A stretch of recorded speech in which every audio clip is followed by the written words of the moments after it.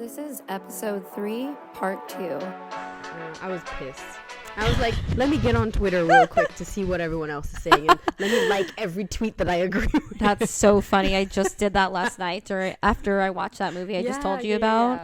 Yeah, and my partner was just like, the general public isn't always on Twitter talking about this movie. And I'm like, people are. Yeah, right. I want to know if anyone else agrees with what I'm thinking. Because, am I crazy? Yeah. And going on Twitter helps me validate that. Yeah. But, maybe you should, tell the people what this movie is. I don't know. No, do it. Let's do it.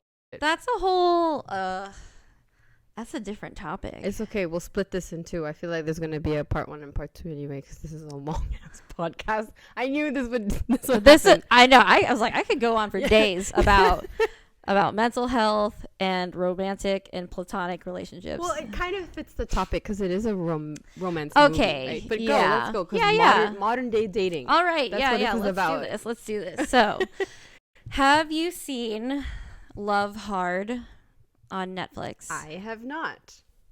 Tell me. All right. What is this movie about? So, this white woman from LA matches with this white guy from New York. And they talk, they text, they exchange photos, they talk on the phone. They're falling in love. Hardcore. They have everything in common, every nerdy, witty thing you can think of in common. And he said something like, "Oh, wouldn't it be crazy if you were here for Christmas? Man, I wish." And this is a Christmas movie. This is a Christmas movie, okay, by the way, if you want to watch on Netflix. This is why I watched it as well. And so she decides to surprise him, which I'm like, I know it's a Netflix movie. How did she get his address, first of all? Anyway, a lot of things. She surprises him, and the family is at the door and "Oh, who are you here for?" And she's like, "I'm here for Josh," and blah blah blah. And they're like, "Oh my God, you're his girlfriend? You're so beautiful." Blah blah blah. Then she meets Josh, and it's this shorter Asian guy who is Jimmy O Yang, who's hilarious. And also just a great actor. Yeah, he was in Crazy Rich Asians as I don't know, one of the best men. He threw the party on the container in the middle of the ocean. Oh, I remember that now. Yeah. No, he's good. And I guess for me as someone who is Asian, it's she was disappointed, right? She was disappointed. Yeah. Let's she make was sure upset. That's out there. Yeah, she was upset. She immediately walked out the door and was like, "What the fuck?" And he tries to explain why he catfished her and everything. And I think for me, the elephant in the room that wasn't addressed in the movie was that he was an Asian guy. Yeah. And he says too, statistically, I got 3 likes when I had my profile photo. But as soon as I put Tag's photo, is his name, the white guy, I got 85 likes. And why do you think that is? And if you do look at it statistically, people don't swipe right, positively right on Asian men. And it's a thing. And I was a little upset about that because I'm like, let's just pretend it's a movie where they're all white. If that guy was a white guy, he would just be perceived as oh, he's nerdy. That's why she doesn't like him. This is not just a guy who's nerdy, but he is also Asian. And I wish sorry to spoil this, but I wish she did emphasize a little more on, I'm mad at you because you lied to me and not because of what you look like. Yeah, and you catfished me. She's it's a perfectly good reason to be pissed at someone. Oh, absolutely. Absolutely. But it's not addressed. And actually, it comes to the point where she does end up seeing the guy, the guy who was in that photo. He lives in Tag. He lives in that hometown, and she tries to get at him. And I'm like, so you're trying to get at him because of the way he looks. You don't even know anything about that guy. So clearly there is some physical aspect to it. You weren't attracted to him. This is, you know what this is? This is Love is Blind. Let's just bring out all the Netflix shows. It is. Yeah, Netflix. Yeah, you're gonna hear it from us. The same shit happens there as well. It's true. And I love this person's personality, and then they get out of the pause like, honestly, I'm not attracted to you. So would be the person that I would go up to at a bar, and I'm like, you guys are you're pathetic. like actually missing the point exactly of the show. Like, I get it. I respect that. You will end up being with this person forever, right? Like, because you're getting married on this show. Okay, but like the whole thought of the concept of the show is that you choose someone without seeing them and then to get married. Yeah. There's no way you could see them if you're not familiar with the show. There's no way you could see who this person was until, like, I'm assuming after, like, all of this is done. But you could only see them if you choose to get married. Yeah. And I get it. If you're not physically attracted to them and you've tried, because they go on these like honeymoons or whatever, they spend time together, and if that, let's just say that, you know, physical sexual attraction isn't there, fine, but you tried at least. This, she was immediately like, no, I'm mad at you because you catfished me, like, bye. But she actually really liked him the whole time, even from the beginning, because of him, like who he was. Like, likes the same books, was very considerate, very sweet, all of these things. And it just also proved it with the whole, like, you see the actual guy who's in that photo. So that seems like what you were actually going for instead. It was almost nothing to do with the personality. Yeah, it almost has, like, deep down inside, it really triggered, like, actually nothing to do with the personality. But you see, that's why, like, we mentioned that being friends is so important, because what is looks like? Oh yeah, you know, you're not gonna look like this forever. No, exactly. But also, that's all it is. Like, you can be so attracted to some. I swear to God, there have been moments where I've been attracted to people. The moment they open their mouth, I'm like, never mind. Yeah, same. I'm not that hot anymore. Or same. Or sometimes it's just like, oh, they're so pretty, but like, there's really nothing going on there. Yeah. And because it's not like they needed to. Yeah. I need essence. Same. I need a soul and I need essence. Yeah. If there's like no substance in our conversations, like.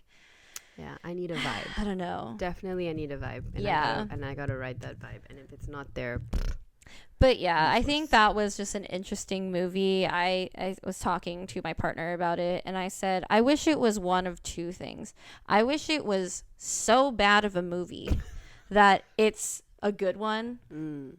But if you were going to have this controversial, like, undiscussed topic with it, I wish it was addressed, and I wish it was all out really good. Because this weird gray area in between, I went on Twitter, the general public thought like, oh my God, they're so cute, it's a cute Christmas movie, like, oh my God, if you didn't fall in love with Jimmy O Yang after this, you're crazy. And no one's really seeing the main issue here, and they're all ignoring it, right? Or the thing is that we had this debate, I'm like, are people just not actually even thinking of this as an issue? True. I think we have to see where the comments are coming from, like if there's a certain demographic that aren't actually addressed. Totally. You know what I mean? Yeah. Totally. But I mean, I'm just thinking about who's on Twitter, you know, like my mom's not there and she's not going to be tweeting about this. No, so that's what I'm saying is like, I definitely have to look a little deeper, but my initial glance from Twitter at least was just like, it's a cute Christmas movie. I'm going to watch it after this. Yeah. I'm excited. Yeah. The thing is like, it was not bad. But I wish it was either really good or really bad. No, what I was just thinking was about, you know, the topic of like essence, and that I need essence. That when I do try, let's say like there is somebody that I do find attractive, but I don't really want it to go anywhere. It's annoying that like when I say I really want to prioritize our friendship, some of them don't respect that boundary, and then they'll just still try and go down that sexual path, and it really freaking irritates me because I feel like it's extremely disrespectful. Yeah. So I wish, I mean, I am a straight woman, so I wish more men would just respect the fact that, like, you know, I just kind of want to be friends with you, even if there is that like spark and attraction.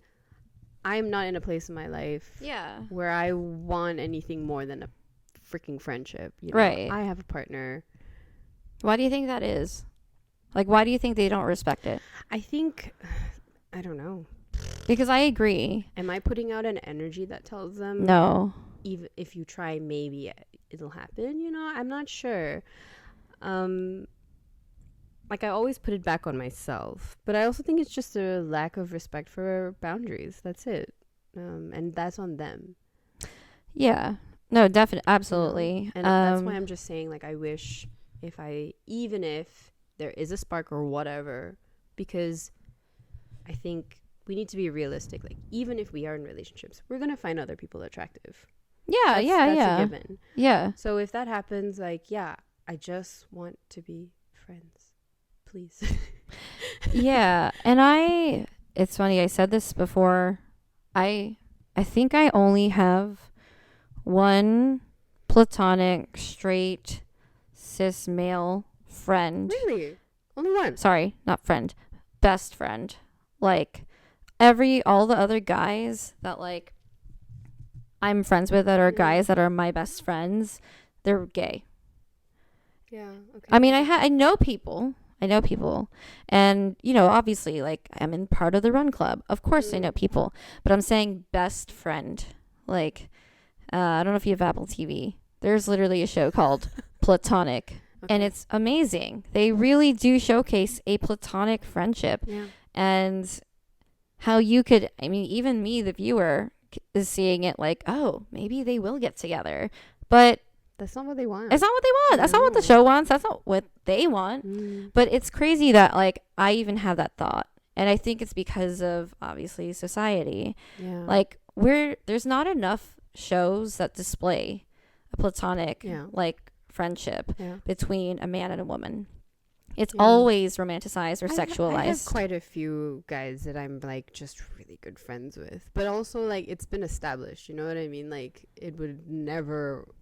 Like, it's never a good idea because I feel like our friendship is so good. Yeah. And, like, we all know, like, that sex can ruin stuff. Yeah. And no, I totally. really don't want to lose these people. Like, they are honestly some of my best friends. Like, yeah. when I'm not on Instagram or, like, just taking my break from social media and stuff, there's this one of my male friends. He always reaches out and he's like, "Are you good?" Yeah. And if I don't reply, he's always just like, "Hello." Yeah. Like, yeah. he'll scream at me, and I really appreciate those friendships because, like, they're rare. Yeah. No, that's awesome. And I honestly, I want more of those. Like, I don't know. I don't have a lot of those. I do know what you mean, though, when you have a friendship that's so good that you're like, this cannot go anything past, like, that platonic, because I love you so much. I love this so much. I don't ever want to ruin this. Yeah. And like, established, like, romantic relationships can...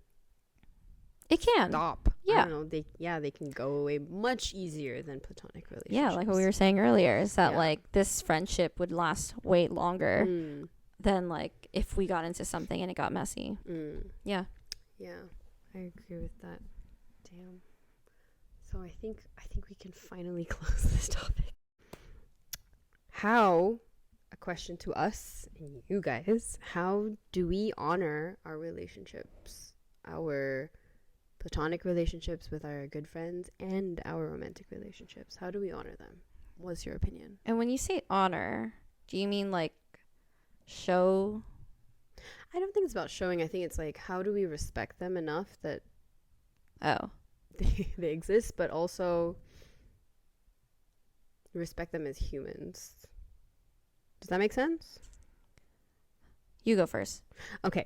So my idea with this question was that, like, I always want to remember that they are people too. That they are going through their own shit as well, just as I am. Yeah. And that I don't have to take any shit from anybody. Yeah.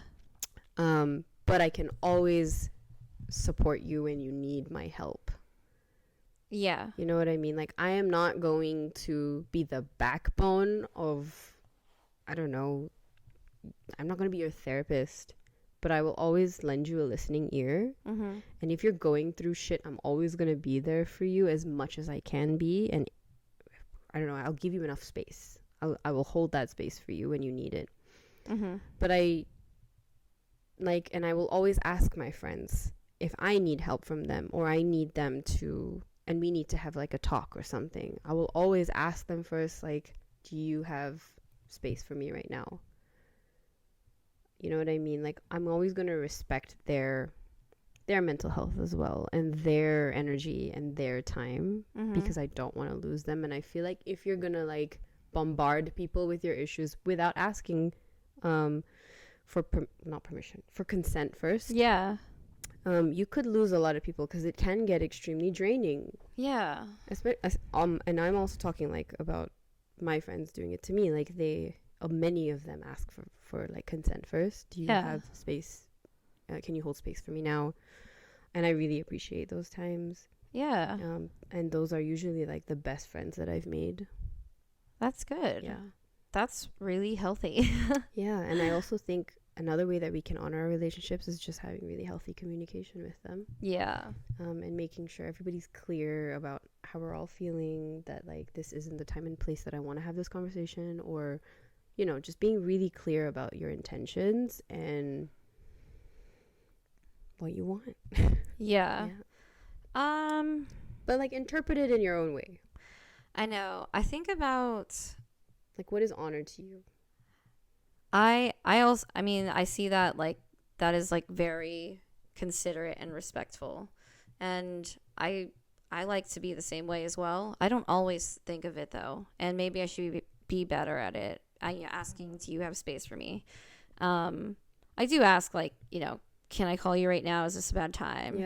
But I mean, I guess I honor them by also being there for them just as much as they are for me, if not maybe more, because I'm a Cancer. So it's like kind of like this nurturing type of feeling, like being able to take care of someone, and these people look out for me. I'm absolutely going to look out for you. Like, I'm going to have your back. If you need to cry for an hour, I'll listen, you know? If you need me to help you figure out a plan, I will help you do that. I'm very much that friend that's like, tell me what you need. I will see if I can be that person for you. Yeah. And what about like advice? I think that's another thing. Like, always ask people, like, do you want my advice right now, or do you just need a listening ear? I think that's a really great way of honoring our relationships. Totally. And in difficult situations. Definitely. You know? I mean, I like asking that as well. The last thing I want to do is give you like unsolicited advice. If you just wanted to vent about this dumb boy that you're dating, I'm not going to be like, well, they were dumb and I told you so. I'm not going to be that person. I'm just going to, I'll be whoever you need me to be. No, like, I'll be whoever. So I think that's that. I think also just like you said, they're people too. And I think having that human compassion will really, it goes a long way. Just like recognizing that, like, for instance, an example, like a friend of mine, she was on holiday recently, and she's been going through quite a lot, like at work and even in her personal life. And on holiday, like, somebody asked me, like, have you checked in with her? And I was like, no, I need to leave her alone because she's on holiday and she doesn't need to be reminded of home right now. Like, let her be. Exactly. You know, and I'm like that. Like, if somebody's also just like, I don't know, I don't feel well right now, I don't feel well today, and they're constantly canceling on me, I'm not going to be like, ugh, this person's so flaky. I always go back and ask myself, because I think about like the situations that they're in. I think a lot of people don't really do this, like, and I'll think about the patterns, like, this is all the shit that they're dealing with right now. If I was in their situation, I'd also just want to be left alone. And I always am just like, yeah, it's fine, like, do your thing. You know, I'll see you when you feel better, and that's also better for our relationship probably, if I'm seeing you and we're both feeling good. You know? No, definitely. I'm such an overthinker that I think, and I hope I do this for, you know, all my good friends, that I will if like I haven't been able to communicate at all, like for the past couple months or something, I will message them, saying like, I'm sorry I've been MIA. Yeah. I don't want you to think that like, I've forgotten about you because I moved or whatever. I've just been going through a lot, but I love you, and let's definitely catch up soon. And I like sending those now because actually I think it is from this past friendship before where I wasn't giving enough, where I wasn't reassuring that person, and that's what they needed. So now I feel like this need to do it. And honestly, it's okay because that's over communicating, which is good. Yeah. Right? Like so many of my friends have been like, don't worry about it. Like, I know you've been going through a lot. It's been hard to adjust there. Like, just keep doing you. Like, we can catch up any other time, etc. Yeah. Yeah, I think I like to reassure them.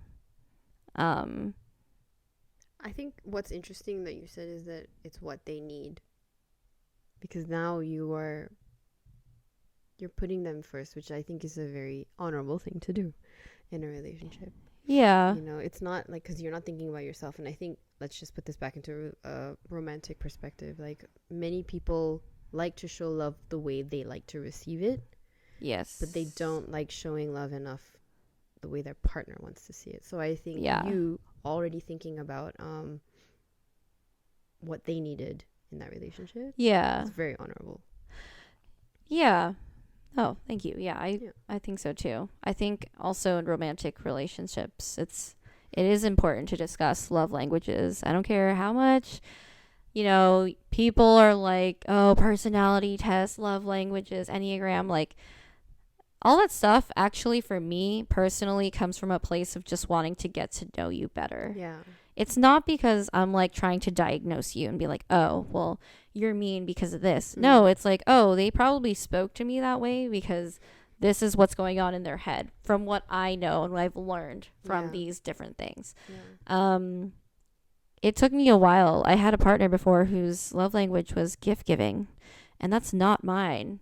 And I didn't know how to give that. I had to literally ask, like, how can I show you that I love you? Because clearly quality time isn't it, because that's mine. And they're just like, I don't know. They would be like, so I was watching a movie quality time. And I'm like, yeah, but no, like, we're not talking to each other. Oh my God. After a long week, I want to know what your life is and everything. I don't want to just sit next to you in silence. Sometimes that's okay, of course. But mine is quality time where we do get to learn more. Actually, I learned this. Love languages are something that kind of like adds on to the relationship. So quality time for me, we're adding this experience to our like book. Yeah. And for gifts, it's like you're adding something to. So the thing is, gift giving, I learned, because I learned this, is not just like, oh, here's a bracelet, here's a ring, like whatever gift it is. It could be something like a movie pass. The smallest thing. Yeah. Will be appreciated. It's just like you're adding now a new experience that you guys can do. Yeah. And I think it's also like you've thought about this person and like, I want to do this with you. I think in that way, because it's number one a gift, but it's also a way that you get to experience love as well, because it is. Yeah. It's both. Yeah, exactly. Yeah, I think love languages is very important. Yeah. Sorry, my phone is ringing. It's okay. That's my neighbor. Okay. Should we like... Okay, let's wrap this up. Yeah. I think we can do that. No, I really enjoyed actually having this conversation. I think the topic of relationships, like you said in the beginning, we could go on and on and on. There's so much to talk about. I don't know. I love talking about relationships. Yeah, I think from all this, it's a good way for us to reflect on definitely all of our relationships, not just your romantic ones, because that's what we always like think of when it comes to the first thing we think of is romantic relationships. There are different types of relationships in your life that could be something to reflect on, and that could be with your mom, your dad, your sister, your best friends, your lovers, but also even like let's just say coworkers. Oh yeah. That's a form of a relationship That's a too. big relationship, yeah. With your dog. Are you spending enough time with your dog? I always feel like it's never enough for my dog.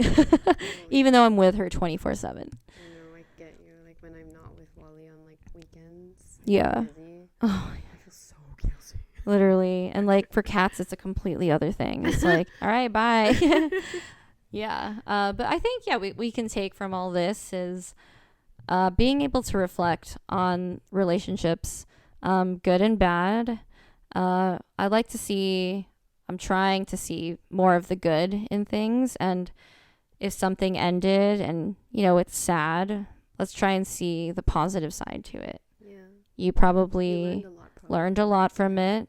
You shed a lot of weight that was like holding you down, and you're probably less anxious. I know I'm less anxious because I don't feel like I have to walk on eggshells anymore.